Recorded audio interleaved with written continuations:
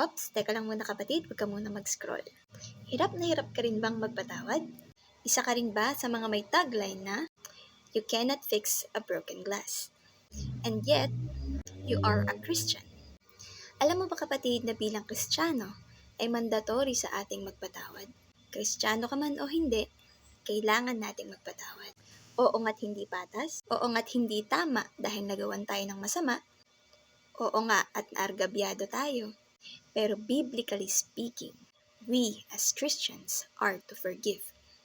According to Mark 11:25, kapag kayo'y tumayo upang manalangin, patawarin muna ninyo ang nagkasala sa inyo, upang ang inyong mga kasalanan ay patawarin din ng inyong Ama na nasa langit.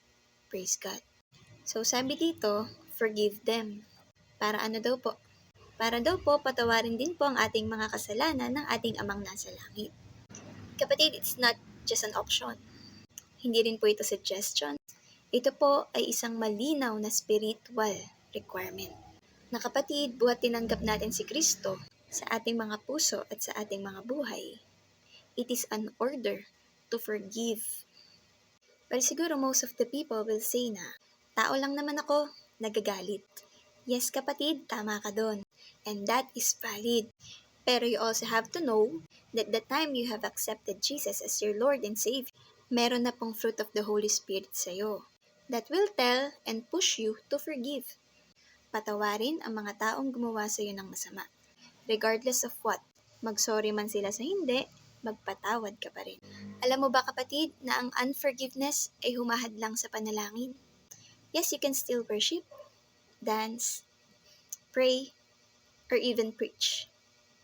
Kahit meron ka pang mga grudges or hinanakit dyan sa puso mo. You can act like it's normal kahit meron pang nakatago dyan sa puso mo. And it will end up as a performance and not serving God at all. At kahit paulit-ulitin mong i-ask si Lord na mag-move sa buhay mo, it will never happen.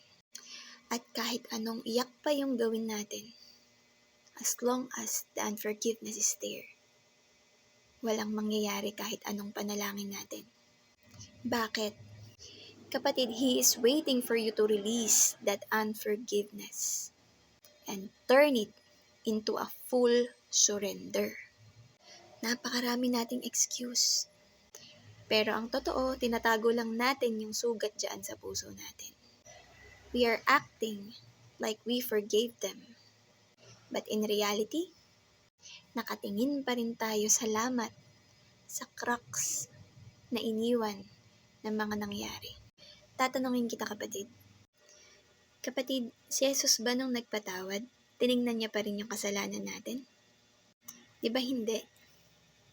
Pinatawad niya tayo bago pa man tayo humingi ng tawad sa Kanya. At alam mo ba kapatid, Jesus forgave in the middle of their offense. Kung babalikan natin ang Luke 23 verse 34, sinabi ni Jesus, Ama, patawarin mo sila sapagkat hindi nila nalalaman ang kanilang ginagawa. And that is exactly what we need to remember as Christians. Yun lamang mga kapatid at pagpalain tayong lahat ng ating Panginoon.